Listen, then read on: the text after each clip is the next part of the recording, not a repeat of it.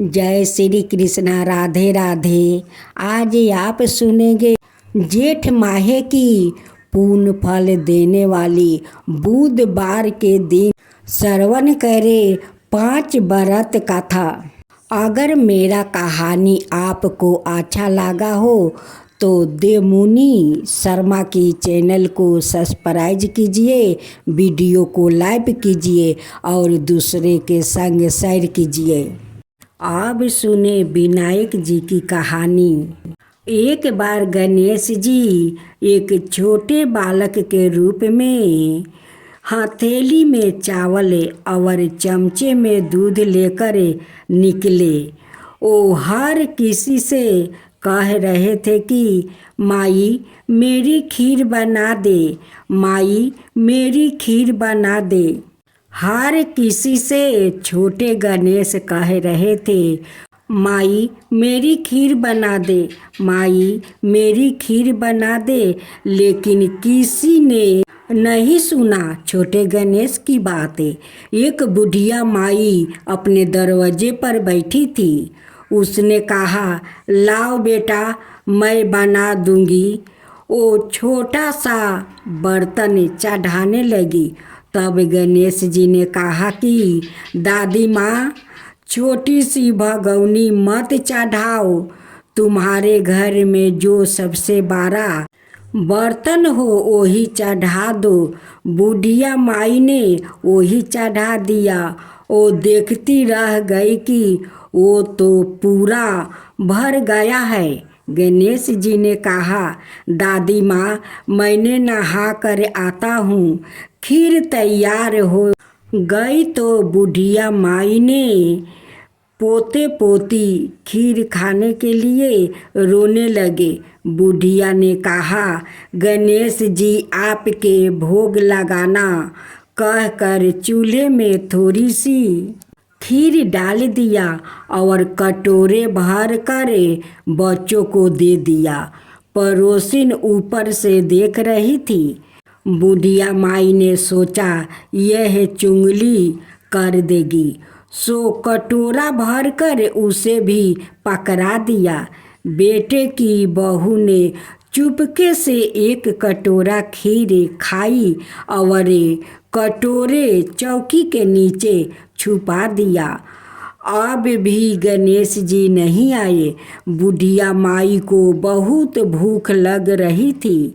एक कटोरा खीर का भर कर केवाड़ी के पीछे बैठकर एक बार फिर कहा, जो गणेश जी आपके भोग लगाना और खाना शुरू कर दिया। तभी गणेश जी आ गए। बुढ़िया माई ने कहा, आजा रे गणेशा खीर खा ले, मैं तो तेरी ही राह देख रही थी। गणेश जी ने कहा, दादी माँ मैंने तो खा लिया है। बुढ़िया माई ने कहा, कब खाए गणेश जी? गणेश जी ने कहा, जब तेरे पोता पोती ने खाई तब खाई, जब तेरी पड़ोसन ने खाई तब खाई, जब तेरी बहू ने खाई तब खाई, और जब तूने खाई तो मेरा पेट पूरा ही भर गया। बुढ़िया माई ने कहा, बेटा और सारी बात तो सच है, पर बहू बेचारी का तो नाम मत ले। वो तो सुबह से काम में लग रही है, उसने खीर कब खाई? गणेश जी ने कहा, चौकी के नीचे देख जूठा कटोरा पड़ा है, तूने तो मेरे भोग तो लगाया, वो तो वैसा ही खा लिया।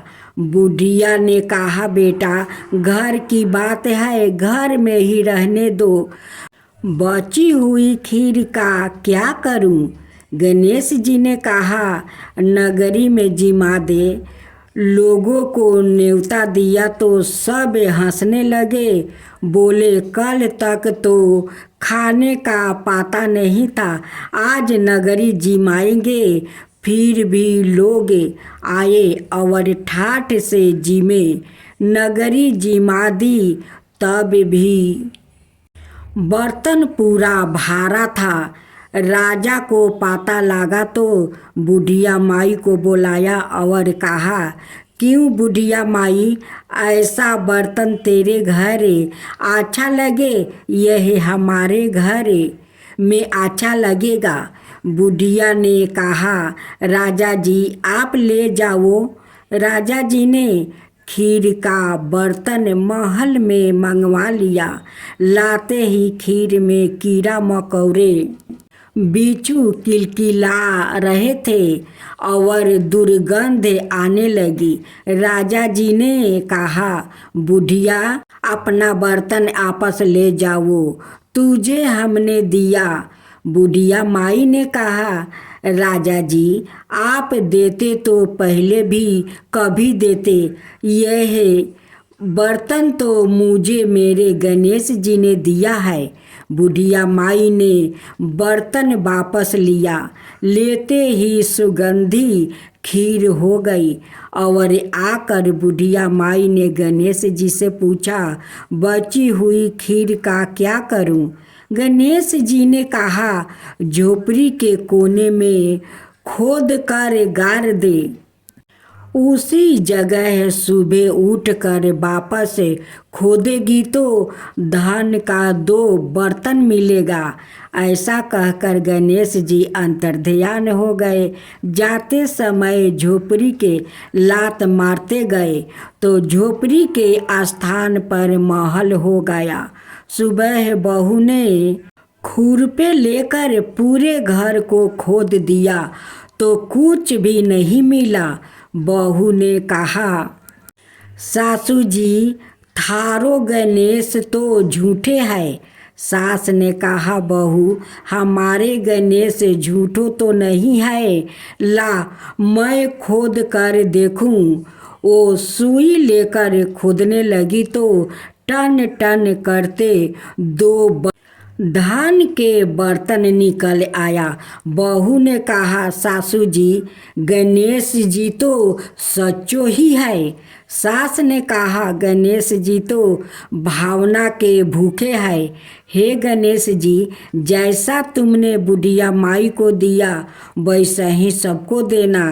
कहानी कहने वाले, हुंकार भरने वाले, कहानी सुनने वाले सबको देना।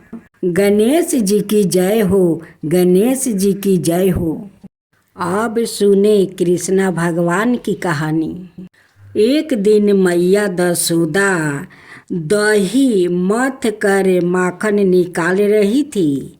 अचानक माँ को आनंद लेने के लिए बलराम और श्याम उनके निकट पहुँच गया। कान्हा ने माँ की चोटी पकड़ लिया और बलराम ने मोतियों की माला। दोनों माँ को अपनी तरफ खींचने का प्रयास करने लगे। बलराम कहते थे, माँ पहले तुम मेरी सुनो, और कान्हा कहते थे, नहीं मैया पहले तुम्हें मेरी सुननी पड़ेगी मैया, मुझे बड़े जोर की भूख लगी है। भूख से मेरा पूरा हाल है। चलो ना जल्दी से मुझे माखन रोटी दे दो।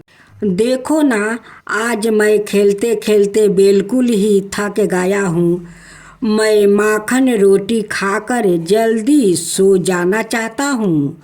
यशोदा जी ने कहा, बेटा दूध पी लो या घर में नाना प्रकार के पकवान बने हैं, जो तुम्हारी इच्छा हो खा लो। कान्हा ने कहा, नहीं मैया तो केवल माखन खाऊंगा। मेवा पकवान तो मुझे बिल्कुल ही अच्छा नहीं लगते हैं। तब तक तुम मुझे माखन नहीं दे देगी तब तक मैं तुम्हारी चोटी खींचता रहूँगा। माँ ने कहा, कान्हा अगर तू माखन खाएगा तो तेरी यह चोटी छोटी रह जाएगी, कभी नहीं बढ़ेगी। कान्हा ने कहा, माँ तू दाऊ भैया को तो कभी माना नहीं करती, वो तो जब भी मांगते हैं तुम उन्हें माखन रोटी दे देती हो, मुझे क्यों नहीं दे रही हो।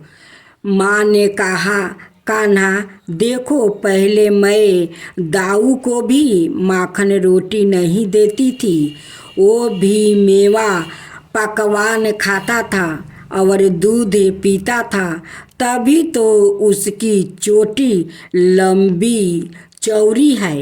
यदि तुम भी दूध पिएगा तो तुम्हारी भी चोटी लंबी हो जाएगी। जाओ मेरे लाला, अच्छे बच्चे जिद नहीं करते, जाकर पद्मगंधा गाय का दूध रखा है, पी लो।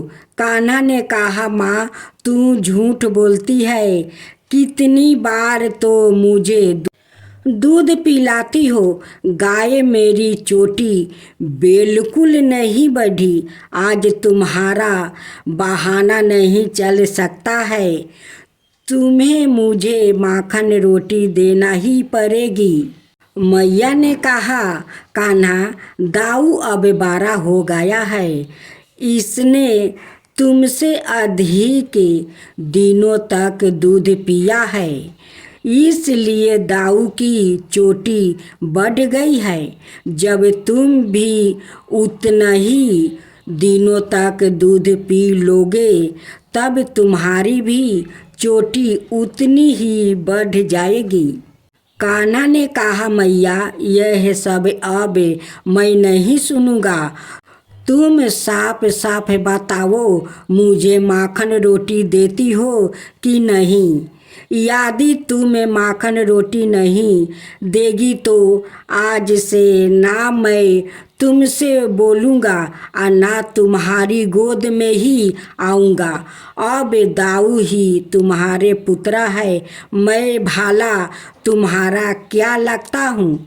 माता दशोदा ने कहा, कान्हा तू तो मेरा प्राण है, हृदय है, तेरे बिना भाला मैं कैसे रह सकती हूँ। मेरे नाना सा लाला, मैं तेरी बलाया लेती हूँ, तनिक रोको, तुझे अधिक भूख लगी है ना, मुझे माखन निकाल लेने दो, फिर तुझे जितना माखन चाहिए ले लेना, अब तो खुश हो जाओ। इस प्रकार माँ दशोदा मानो लार दुलारे प्यारे स्नेह में डूब गई। उनकी आँखों से प्रेम का आंसू झलक पड़े। दशोदा मैया धन है, त्रिभुवन का भरण पोषण करने वाले प्रभु उनके आगे माखन के लिए बार बार हाथ फैलाते हैं, उनसे जिद करते हैं। दशोदा मैया से 12 सौभाग्य भाला किसका होगा। अब आप सुनेंगे तुलसी मैया की विवाह से जुड़ी पौराणिक कथा। तुलसी मैया की असली नाम बिंदा था। उनका जन्म राक्षस कुल में हुआ था, लेकिन वो श्री हरि विष्णु की परम भक्त थी। बिंदा जब बड़ी हुई तो उनका विवाह जलंधर नाम का असुर से करवा दिया गया। बिंदा भगवान विष्णु की परम भक्त तो थी ही, साथ ही वो पतिव्रता स्त्री भी थी।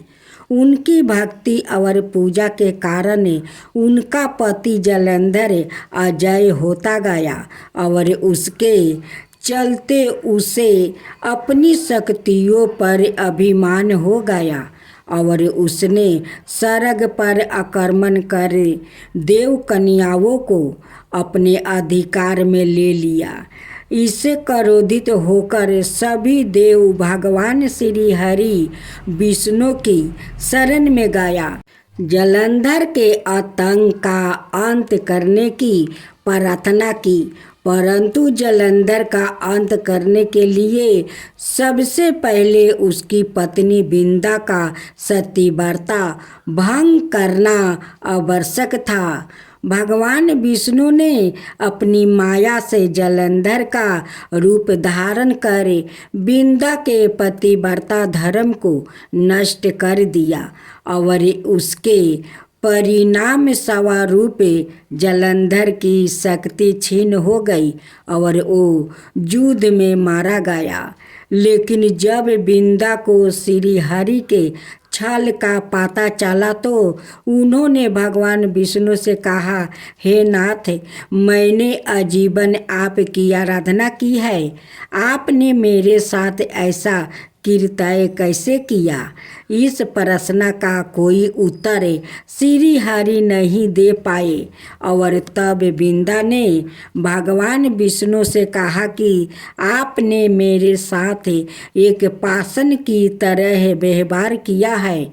मैं आपको श्राप देती हूँ कि आप पाषाण बन जाए। यह कहते ही भगवान श्री हरि पत्थर समान हो गया और दृष्टि का संतुलन बिगड़ने लगा। तब देवताओं ने बिंदा से याचना की कि वो अपना श्राप वो वापस ले ले। भगवान विष्णु भी बिंदा के साथ हुई छल से वो लज्जित थे और अंत में उन्होंने भगवान विष्णु को क्षमा कर दिया और भगवान विष्णु को श्राप मुक्त कर जलंधर के साथ सती हो गई। बिंदा की राख से एक पौधा निकला जिसे श्री हरि विष्णु ने तुलसी मैया का नाम दिया और वरदान दिया कि तुलसी मैया के बिना मैं किसी भी प्रसाद को ग्रहण नहीं करूँगा। मेरे शालिग्राम रूप में तुलसी मैया का विवाह होगा और कालांतर में लोग इस तिथि को तुलसी मैया की विवाह करेंगे। उन्हें सुख और सौभाग्य की प्राप्ति होगी। तुलसी विवाह के दिन सूर्योदय से पूर्व ही उठकर नित्य क्रियाओं से निवृत्त होकर स्नान करे और साफ सुथर वस्तु धारण करे। इसके बाद तुलसी मैया जी को लाल रंग की चुनरी चढ़ाए और उसे श्रृंगार करे, सभी वस्तुओं अर्पित करे। यह सब करने के बाद शालिग्राम जी को तुलसी मैया के पौधे में स्थापित करे। इसके बाद पंडित जी के द्वारा तुलसी मैया और शालिग्राम का पूरे रीति रिवाज से विवाह करवाया जाता है। विवाह के समय पुरुष को शालिग्राम और स्त्री को तुलसी मैया को हाथ में लेकर 7 फेरे कराना चाहिए और विवाह संपन्न होने के बाद तुलसी मैया की आरती भी करनी चाहिए। अब आप सुनेंगे धरती मैया की कहानी। एक माँ थी, उसके एक बेटी और एक बेटा, दोनों छोटे छोटे थे। माँ गरीब थी, वो मजदूरी करके अपना गुजारा करती थी। धीरे धीरे बच्चे बड़े होने लगे, बेटी शादी के योग्य होने लगी, माँ बूढ़ी हो गई। माँ ने बेटे से कहा, बेटा तेरी बहन बड़ी हो गई है, अत तुम्हारे जैसा घर बार देख कर उसकी शादी करा देना। ऐसा कहकर माँ तो कुछ दिनों में मर गई। भाई गांव गांव घूमा लेकिन बहन के योग्य कोई वर नहीं मिला। वहाँ घूम घूम कर थक गया। बैठे बैठे उसने सोचा कि मैं ही इससे शादी कर लूँ। ऐसा सोच कर वो चुनरी और सामान लाया। बहन ने कहा, यह सब सामान क्यों लाया है? भैया बोला, तेरी शादी है। मोहल्ले वालों ने बहन से कहा कि तुम्हारा भाई ही तुमसे शादी कर रहा है। बहन ने भाई से पूछा, मेरी शादी किससे कर रहे हो? भाई कुछ नहीं बोला तो बहन समझ गई। उसने एक लोटा लिया, चुनरी ली और चप्पल पहनकर जंगल में रवाना हुई।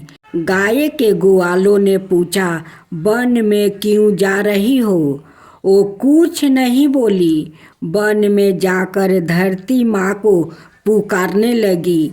बोली, हे माँ, तू ही मेरा लाज रखना, नहीं तो अन्याय हो जाएगा। मैं क्या करूं? मुझे अपनी गोद में ले लो, नहीं तो यहाँ पर मर जाऊंगी। धरती माँ फटी तो बहन ने एक तरफ लोटा, चुनरी, चप्पल रख दिया और वो धरती में जाने लगी।